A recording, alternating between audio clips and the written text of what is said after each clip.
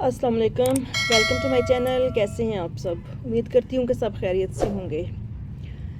जी, तो आज हम ग्रो करना सीखेंगे डॉल्फिनियम लार्कस्पुर फ्लावरिंग प्लांट। सीड के ज़रिए किस तरह से ग्रो किया जाता है। लार्कस्पुर फ्लावरिंग प्लांट सर्दियों का बहुत ही खूबसूरत और हर दिल अजीज़ फ्लावरिंग प्लांट है और ये ड्वार्फ वैराइटीज़ में भी मिल जाता है और टाल वैराइटीज़ में भी मिल जाता है। और टाल वैराइटीज़ में इसकी हाइट तकरीबन 6 से 8 फीट तक चली जाती है।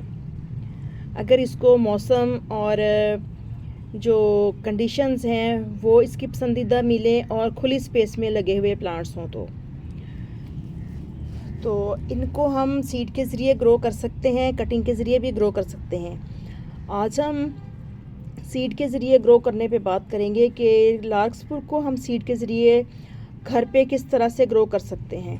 इसके सीड्स आप परचेज़ भी कर सकते हैं और अगर आपने एक दफ़ा कोई प्लांट नर्सरी से लिया है तो इसके बहुत से सीड्स बन जाते हैं जिनको आप हार्वेस्ट करके नेक्स्ट सीज़न के लिए अपने पास सेव भी कर सकते हैं। और बाज़ औक़ात इसके सीड्स इतने हल्के फुल्के से होते हैं कि हवा के साथ इधर उधर पॉट्स के अंदर गिर जाते हैं या जिन पॉट्स के अंदर ये प्लांट लगे हुए होते हैं उनके अंदर गिर जाते हैं। और गर्मी का सारा मौसम उसी के मिट्टी के अंदर ये सोए रहते हैं। जब इनको लगता है कि मौसम सर्दी की तरफ आ रहा है, सितंबर के बाद अक्टूबर नवंबर के महीने में ये मौसम कुछ मुतदिल होने के बाद उन्हीं पॉट्स के अंदर से खुद से जर्मिनेशन स्टार्ट कर लेते हैं अपनी, क्योंकि उनकी एक्स्ट्रा हमें केयर नहीं करनी पड़ती और ख़ुद ब खुद वो प्लांट सीड्स जो हैं वो जर्मिनेट हो जाते हैं। और जो प्लांट्स लवर होते हैं या पुराने गार्डनर्स होते हैं उनको पता होता है कि ये कौन से प्लांट का बेबी प्लांट निकला है या कौन से सीड जर्मिनेट हुए हैं। ये तो मुझे समझ आ जाती है। तो फिर जब प्लांट थोड़े मैच्योर हो जाते हैं, तकरीबन 5-6 इंच के हो जाते हैं, तो फिर मैं उनको डिफरेंट पॉट्स के अंदर ग्रो कर देती हूँ और बहुत ही अच्छी फ्लावरिंग मिलती है मुझे।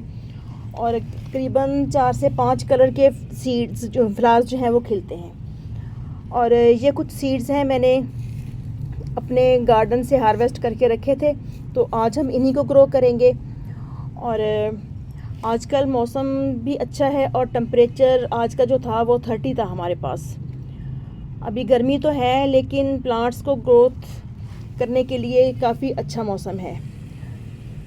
तो इस मौसम में हम सीड्स लगा सकते हैं। तो इसके सीड्स को हमने किस तरह से लगाना है, ये देखें।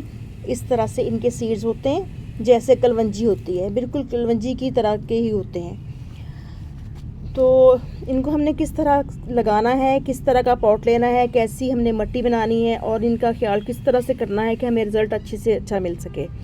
तो सबसे पहली जो बात है वो टेम्परेचर जब 30 से 25 से नीचे आ जाए तो फिर आप इनको लगाएं, क्योंकि मेरा इस दफ़ा का जो एक्सपीरियंस है वो कुछ अच्छा नहीं रहा इनको लगाने पे।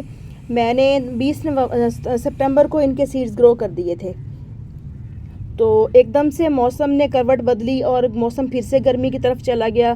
टेम्परेचर ज़्यादा अप होने की वजह से वो मेरे प्लांट्स ग्रो तो हुए हैं लेकिन बहुत कम, यानी कि चंद एक प्लांट्स बने हैं पॉट्स के अंदर।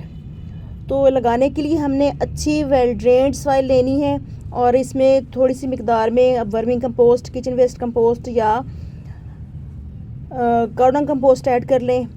और इस तरह का सॉइल मीडिया हो कि जिसके अंदर रूट्स बहुत अच्छे तरीके से नरमी के साथ डेवलप हो सकें।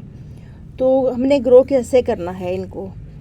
तो बाज़ औक़ात बहुत से बहन भाई ऐसे करते हैं कि खुश्क मिट्टी के अंदर डाले सीड्स और किसी भी स्टिक वगैरह के साथ उनको हिला दिया और बस पानी डाल के छोड़ दिया। तो इस तरह हमें सीड्स की जर्मिनेशन का जो रेट है वो बहुत कम मिलता है और रिज़ल्ट भी बहुत अच्छा नहीं मिलता, जिसकी वजह से बाज़ औक़ात नाकामी का मुंह देखना पड़ता है। और फिर बहुत से बहन भाई हैं या बिगनर्स हैं या बच्चे हैं जो गार्डनिंग करते हैं, तो उनका दिल चल जाता है गार्डनिंग से जब रिज़ल्ट अच्छा नहीं मिलता।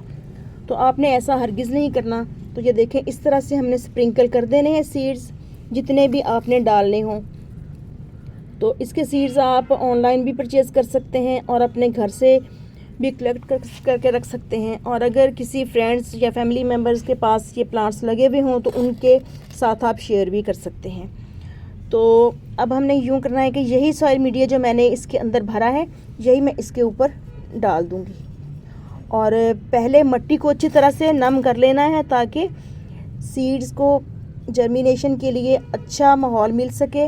और ऊपर से हम अगर पानी कम भी डालें मिट्टी के अंदर तो सीड्स जो हैं वो अच्छे तरीके से जर्मिनेट हो जाएं। तो ये देखें, बहुत ज़्यादा लेयर नहीं करनी, इस तरह से हमने तकरीबन 1 इंच तक, बल्कि 1 इंच से कम ही मिट्टी इसके ऊपर डालनी है, क्योंकि सीड्स बहुत ज़्यादा बड़े या हैवी वेट नहीं थे। सीड्स बिल्कुल लाइट वेट थे और छोटे छोटे थे। तो इस तरह से इनको लगाने के बाद हल्के हाथ के साथ मैं मिट्टी को सेट कर दूंगी और उसके बाद मैं डालूंगी पानी।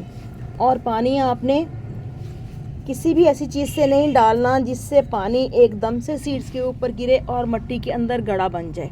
तो इस तरह से आपने थ्रोली वाटरिंग करनी है। और ये देखें, नीचे से मिट्टी पहले गीली थी, ऊपर से जितना पानी दिया है इससे जो लेयर हमने डाली है मिट्टी की वो गीली आसानी से हो जाएगी और सीड्स भी नमी में आ जाएंगे। और ऊपर से पानी डालना ज़रूरी होता है क्योंकि जो सीड्स हमने डाले हैं वो अच्छी तरह से मिट्टी में सेट हो जाएं और उनके साथ अगर हवा या खला रह गया हो तो वो पानी की वजह से दूर हो जाए। और जब पानी और मिट्टी का मिलाप होता है तो फिर सीड्स को समझ आ जाती है कि माहौल भी अच्छा है और हमें पानी और मिट्टी भी मिल गया है। तो अब हमने बेबी प्लांट्स बनाने हैं, जर्मिनेशन स्टार्ट करनी है अपनी। तो 1 हफ्ते के अंदर अंदर लार्कस्पुर की सीडलिंग जो है वो रेडी हो जाती है, यानी कि सारे सीड जर्मिनेट होके सॉइल के अंदर अपनी ज़िंदगी का एहसास दिलाते हैं कि हम दुनिया में आ चुके हैं। तो फिर हमने इनको केयर किस तरह से करना होता है। जब मिट्टी सूखे तो पानी डालना है। आपने गीली मिट्टी पे बेबी प्लांट्स को बार बार पानी नहीं देना, ओवर वाटरिंग की वजह से वो फिर लैगी से होके और बिल्कुल छोटे छोटे से प्लांट्स ही मर जाएंगे और आपकी सारी मेहनत जो है वो रायगा जाएगी। इसलिए अपने सीड्स को लगाने के बाद इनका ख्याल करना ज़्यादा ज़रूरी हो जाता है। तो आप लगा सकते हैं तो ठीक है, अदरवाइज़ आप 100 में या बाज़ जगहों पे 50-80 में भी इसका तैयार पॉट मिल जाता है सीडलिंग का, तो वो भी आप परचेज़ कर सकते हैं। तो जब आप देखें कि इसके जो सीड्स हैं ग्रो हो चुके हैं और तकरीबन वो 6 पत्ते निकाल चुके हैं या तकरीबन 4-4 इंच के हो चुके हैं, तो वो टाइम होता है इनको ट्रांसप्लांट करने का। तो आप 1-1, 2-2 प्लांट्स लेके तो अच्छी सी वेल ड्रेन्ड फर्टाइल सॉइल बना के, पोरस सी सॉइल बना के तो उसमें आप ट्रांसप्लांट कर दें।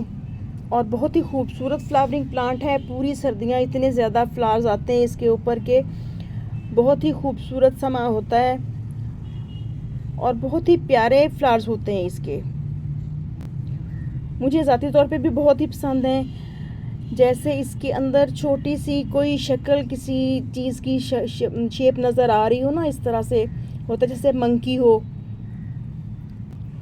और लार्कस्पुर ये है जो है प्लांट, ये अमेरिका का नेटिव है और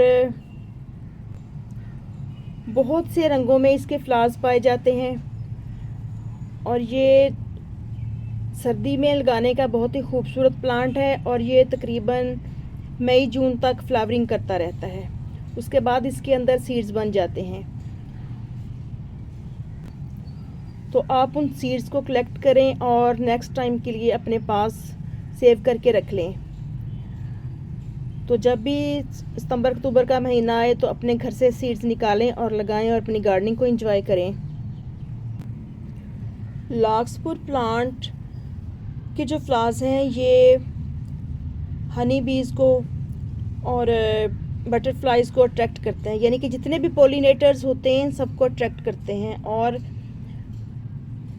बहुत ही अच्छी और खुशबूदार वैली बनी होती है हमारे घर की छत सर्दी के मौसम में। मुख्तलिफ फ्लावर्स की खुशबू बहुत ही अच्छी लग रही होती है। तो लार्कस्पुर फ्लावरिंग प्लांट को आप भी अपने घर में ग्रो करें और सर्दियों में भरपूर फ्लावरिंग का मज़ा पाएं।